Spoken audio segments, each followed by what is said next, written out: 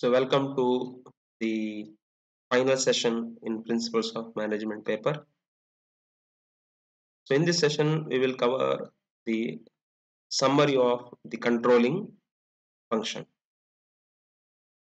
So in the previous session, we discussed about the summary of the coordination, the principles, the importance of coordination concept. So ultimately, at the end of this particular session, you will be able to understand the controlling process and techniques. So we know that the management functions, planning, organizing, staffing, directing, and ultimately controlling will come. So here we will cross check the performance. So controlling it's like a monitoring of the performance and taking the actions to ensure the desired results.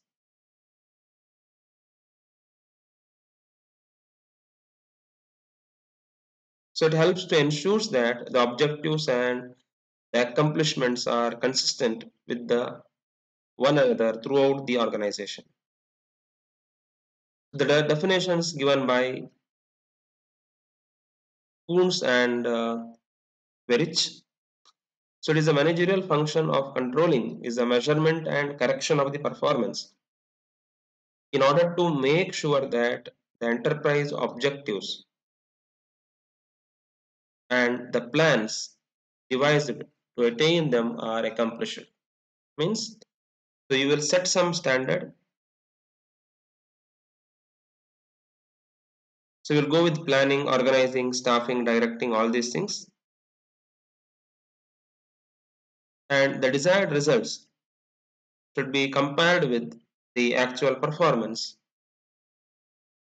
And if there is any gap or deviation, so again you will start with the planning.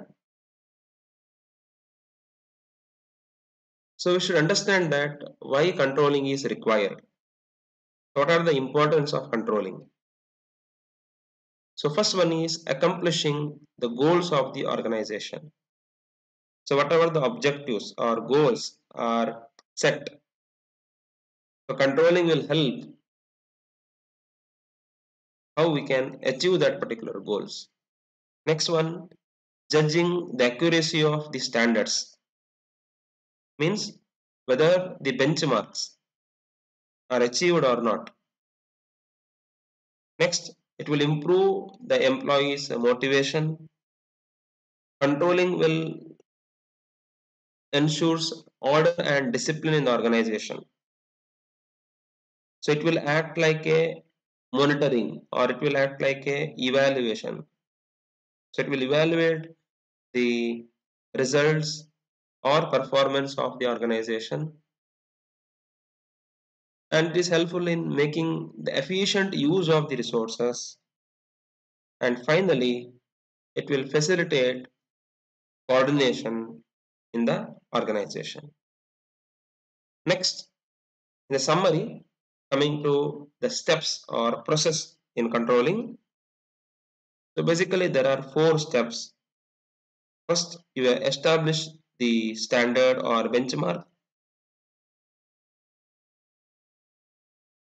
Second one, you measure with your actual performance, so measuring the actual performance.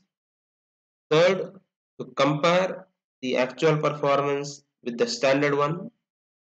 And in the fourth one, you will take the corrective actions. So for example, if a company set one target, so they want to achieve the sales or they want to achieve increase in sales by 10% at the end of this particular year.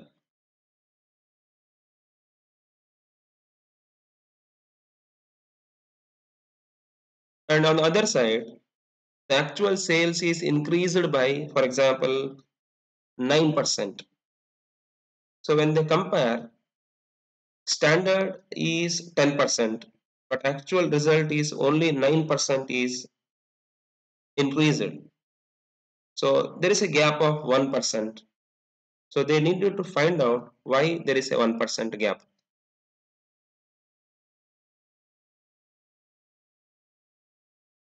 So controlling will act like this.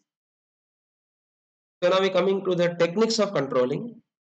So basically we have two categories, traditional and modern techniques. Then the traditional techniques, like we're having a personal observation, so where superior will closely supervise or observe the work of the subordinates. Then based on statistical reports, also you can cross-check the performance. Break-even analysis will help. You need to find out the no profit, no loss zone, and applying the budgetary control technique means it's like a forecasting of your costs. And coming to the modern techniques, like we are having return on investment, how much return we can expect in our investment. Next, we are having management audit, evaluation of the functions of management.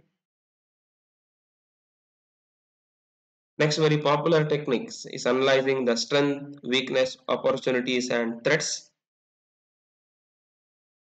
called as SWOT analysis. So now it is also called as SWOT analysis, strength, weakness, opportunities, and challenges. So in the place of threats, now company they are considering as a challenge. So now we can observe that because of the COVID-19, so lots of challenges are faced by the industries or maybe the education institution, students, governments. So they considered as a one challenge. And next, we're having a Kaizen technique. It's like a continuous improvement, a Japanese technique. Next, we're having total quality management, where we can focus on quality circles or like a Six Sigma concept and standardization for the product or organizational setup, ISO standards. Next, we're having management information system, MIS, where data are collected, analyzed, interpreted, and you're providing for decision making. Next, we're having a production scheduling system, program evaluation review technique, as well as the critical path method. Next, we're having change management. Whenever I think any changes are implemented, obviously the employees will show some kind of resistance. So there is a requirement of change management. You should appoint change agent to convince, to motivate the employees about the required change in organization. And last one, knowledge management. So nowadays, the BPO it's transformed as knowledge outsourcing concept. So all these are the modern techniques of management. So at the end, to conclude this particular session, so we cover the meaning and definition of controlling, steps in controlling, the importance of controlling, and techniques of controlling. Thank you.